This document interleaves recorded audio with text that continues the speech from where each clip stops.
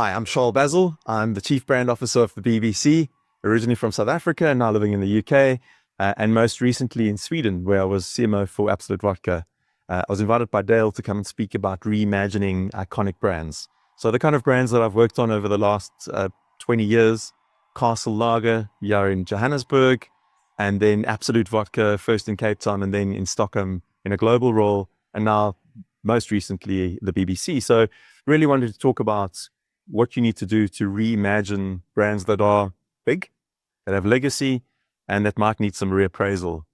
And so what I spoke about today were kind of 6 key points, really. The first one being that in a world of noise, we really need to listen to the people that matter, our consumers, our audiences, but also to stakeholders, and to listen intently and with empathy, to rise above the noise that's all around us, whether it be hype cycles or whether it be the noise in the media.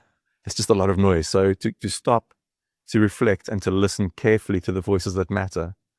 The second point that I wanted to make, and I really believe in, is having a clear vision of what your true north is, what the thing is that's going to be guiding you personally, but in particular around brands. What is the DNA of that brand? And brands can be quite complicated. We make them quite complicated, but our job in marketing is to take the complicated and make it simple, and then to take the simple and make that sexy. And if we think about that in the context of the brands that I've worked on, and I speak specifically about the BBC, very complicated brand, lots of different parts to the brand. But what we've tried to do is to bring that into quite a simple story with 3 clear pillars, the roles of the BBC. 1, pursuing truth with no agenda, commercial or political. 2, being the platform for homegrown storytelling and creativity. And 3, bringing people together around key moments in society. So as a public service institution, we aim to be a digital first public service brand globally, but with those 3 key pillars. And that's an example of taking the complex and making it simple. Then the third thing is iconic brands. The temptation is to rest on the past, but our job is to really bring this idea of being a challenger brand into the fore. I certainly in my teams, I ban the word iconic. We're not striving to be iconic. We're striving to be relevant. We're striving to connect with our consumers or our audiences and to be relevant. And so using the right kind of brand measurement tools helps drive that. Having what I have managed to do at the BBC now is to bring in Kantar's tool of brand power, salience, relevance, and distinctiveness. Very simple, not rocket science, but that becomes a key part of your corporate dashboard. It's one of the things you measure to see whether you're successful or not. One of 3 key measures, actually. Because in organizations, we become very obsessed with growth, which often becomes a short-term thing. But are we looking at the long-term implications of our decisions, which is baked into the brand that we're building? So, having the right data and then turning that data into the right story that people kind of connect with helps organizations to have that challenger mindset and build for the future. And then the fourth point that I made is that this is a job about reappraisal and not reinvention. So reappraisal means, what are the things that are consistent about the brand over time that we don't want to change? But how do we adapt the brand so that it becomes relevant, as I said, to the zeitgeist, to the culture of the moment, to the consumer? And so, James Bond is a classic example of how a brand can live for a very long time with consistency that's been brought to life in a fresh manner. And, so that's a really key point about reappraisal, not reinvention. Then I spoke to balancing legacy with innovation.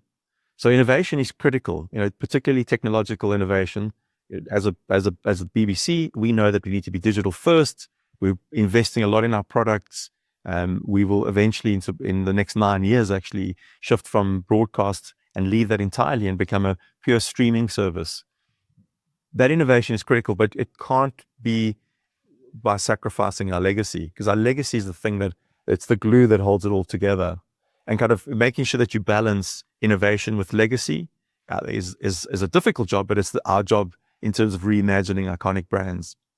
And then my final point was really around playing the long game. So this isn't a short-term fix. It's not a sort of a little injection and everything's going to be okay. This is about rebuilding or reimagining from the inside out. So it's a cultural job as much as a brand and business job. Culturally within the organization, do you have a partnership with key stakeholders, with the CEO, with the CFO, who believe in the mission, who believe in the brand, who believe in the future of that brand? So that's a key part, is playing the long game. So, and the message that I've left, and I want to leave with you as well, is that this is a game not for superheroes. It's for team builders and collaborators, building partnerships. It's about driving culture as much as anything else. And I always quote Peter Drucker, culture eats strategy for breakfast. And then I sort of left the audience today, and I want to leave the same thing for you. 3 provocations, 3 requests actually, which is to be brave in confronting the stuff that needs to be confronted, being brave to bring to fore the things that need to be brought to the fore, be honest, call the bullshit, basically.